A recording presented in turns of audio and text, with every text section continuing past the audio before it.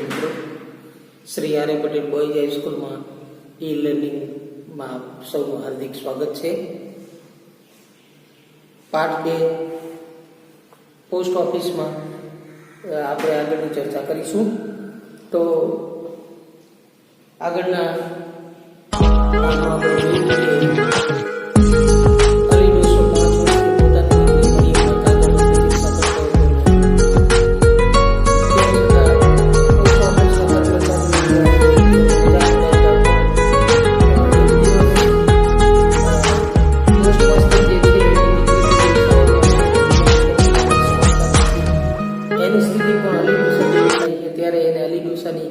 વેદના સમજાય છે અને આજે એને પહેલી વખત પિતાને જે વેદના હોય છે એવી વેદના અનુભવાય છે અને પોસ્ટ માસ્ટર નક્કી કરે છે કે આજે વહેલી સવારે જઈ અને જો અલીનો કાગળ હોય તો હું મારી જાતે જ હું એને કાગળ આપું. એટલે વહેલી સવારે હજી કર્મચારીઓ આવ્યા એ પહેલાં પોસ્ટ માસ્ટર ઓફિસે પહોંચી જાય છે.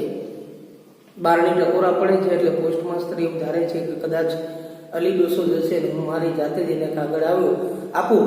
પણ અલી ડોસો હવે આ દુનિયામાં રહ્યો નહોતો. આવો અલીભાઈ, આ તમારો કાગળ. બારણામાં એક વૃદ્ધ દીન ડોસો લાકડીના ટેકાથી નમી ગયેલો ઊભો હતો. હવે અહીંયા જુઓ તમે કે આપણે આગળ એક શબ્દ જોયો તો અલીકાથી શબ્દ રાહ જોયો તો રાહ. તો બે અર્થ થાય, પ્રતીક્ષા, ઇંતજાર, અને બીજો અર્થ થાય એનો રાહ બરાબર રસ્તો, માર્ગ. આવો જે રીતે વાક્યમાં શબ્દનો ઉપયોગ થાય એ પ્રમાણે થાય. અહીંયા દિન બનીને ડોસો ઉભો હતો. દિન અર્થભેદ આને કહેવાય.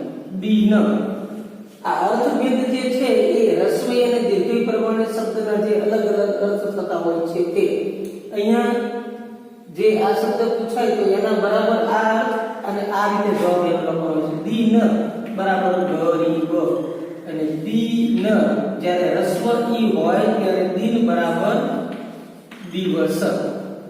દીર્ઘઈ દિન બરાબર ગરીબ, રસ્વઈ દિન બરાબર દિવસ.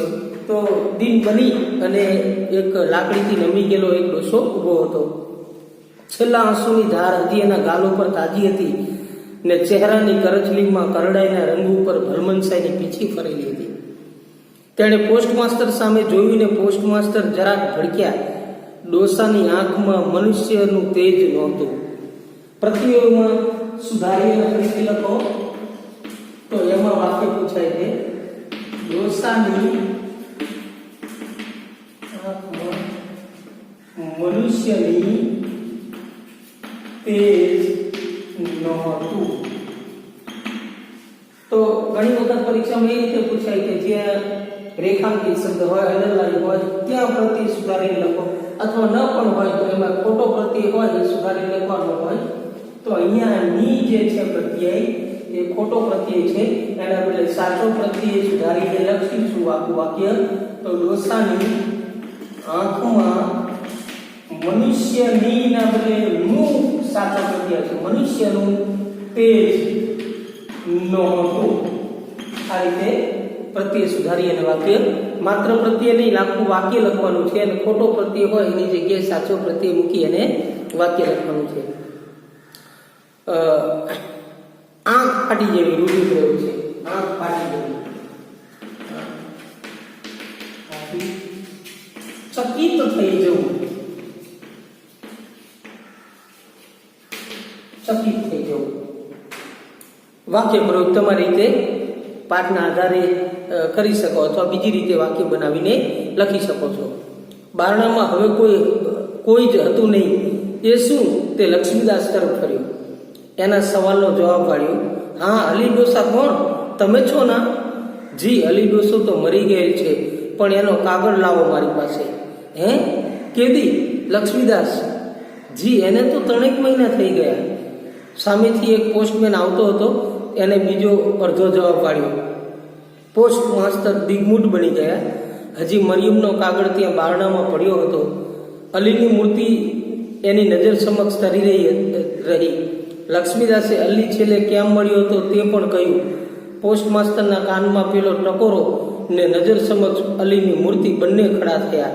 એમનું મન બ્રહ્મા પડ્યું. મેં અલીને જોયો કે માત્ર શંકા હતી કે લક્ષ્મીદાસ હતો.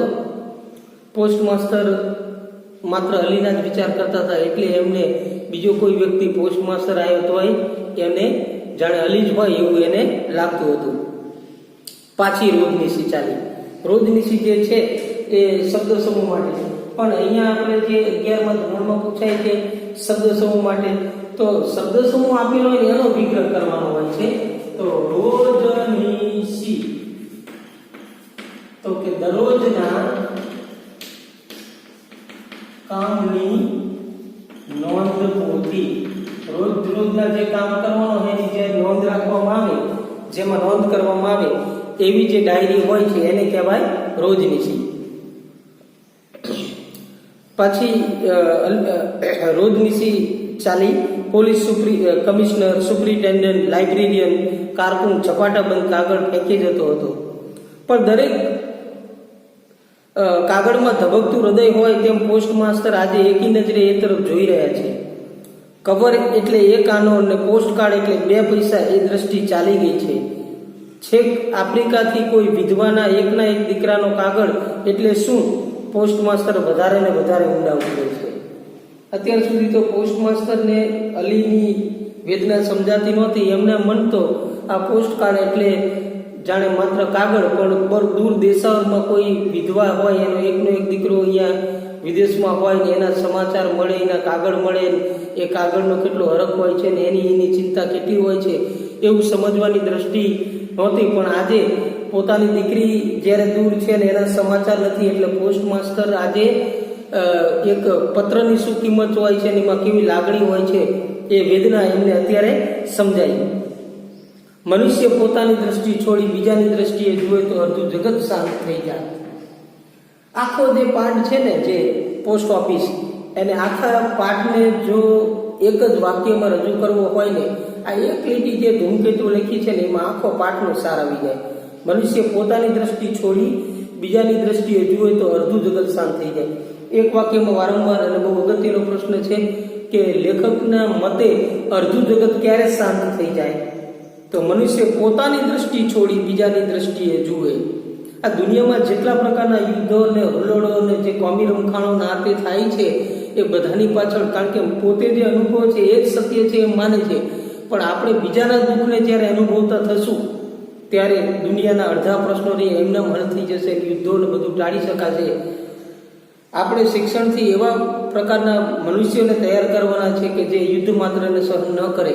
તો લેખકનું આખો જે કહેવાનો જે છે ને ભાવાર્થ, આખો પાઠ જે છે ને એને માત્ર એક વાક્યમાં કેવું હોય તો કે મનુષ્ય પોતાની દ્રષ્ટિ છોડી, જ્યાં સુધી પોસ્ટ માસ્ટરને પોતે જ્યાં સુધી દીકરીના સમાચાર, જ્યાં સુધી પોતાની દીકરીનું કાગળની પ્રતીક્ષા રાહ જોતા હતા ત્યારે જ એને અલી ડોસાની વેદના સમજાઈ.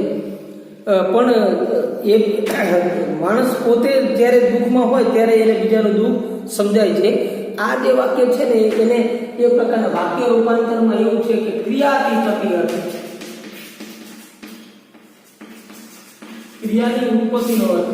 તો આવું વાક્ય જ્યારે હોય ને ત્યારે જો અને હોત એ પ્રકારે મૂકી અને મનુષ્ય પોતાની દ્રષ્ટિ છોડી બીજાની દ્રષ્ટિએ જુએ તો અડધું જગત શાંત થઈ જાય. હવે આ વાક્યની કહેવાનો લેખકનો ભાવાર્થ એવો છે કે મનુષ્ય પોતાની દ્રષ્ટિ છોડી બીજાની દ્રષ્ટિએ જુએ ના બદલે જોત, તો આવું લખ્યું તો છેલ્લે વાક્ય શાંત થઈ જાય, એટલે શાંત થઈ જાય. તે સાંજે લક્ષ્મીદાસને પોસ્ટ માસ્ટર ધીમે પગલે અલીની કબર તરફ જતા હતા. મરિયમનો કાગળ સાથે જ હતો. કબર ઉપર કાગળ મૂકી પોસ્ટ માસ્ટરને લક્ષ્મીદાસ પાછા વળ્યા. લક્ષ્મીદાસ, આજે સવારે તમે વહેલા આવ્યા હતા? જી હા. અને તમે કીધું અલી ડોસા, જી હા, પણ ત્યારે સમજાયું નહીં કે શું? હા, ઠીક, કાંઈ નહીં. પોસ્ટ માસ્તરે ઉતાવળે વાત વાળી લીધી. પોસ્ટ માસ્તરે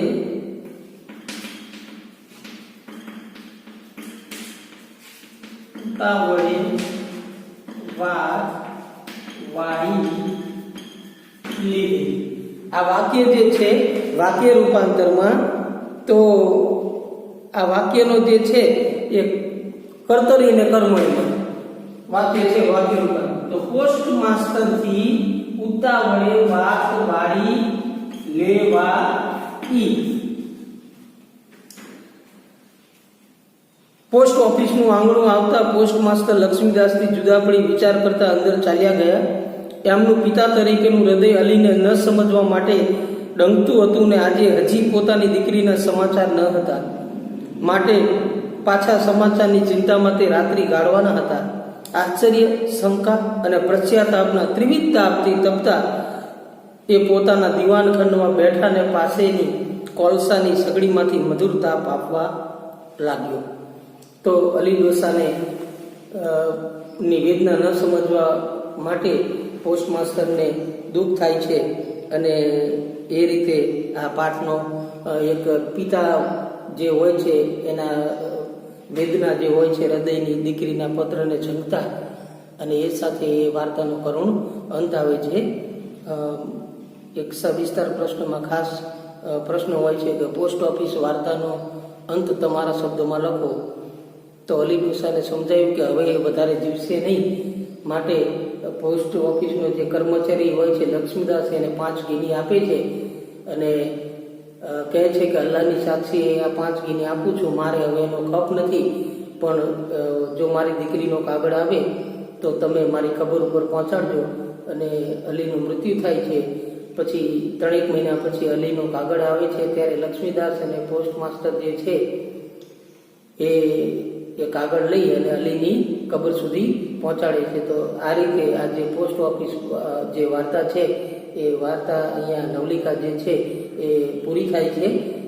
વાર્તા જે છે એ અમેરિકામાંથી પ્રસિદ્ધ થતા સાયમિકમાં વિશ્વની જે શ્રેષ્ઠ 10 વાર્તાઓ જે હતી એમાં સ્થાન પામેલી એવી એકદમ લાગણીથી સભર એવી આ વાર્તા છે.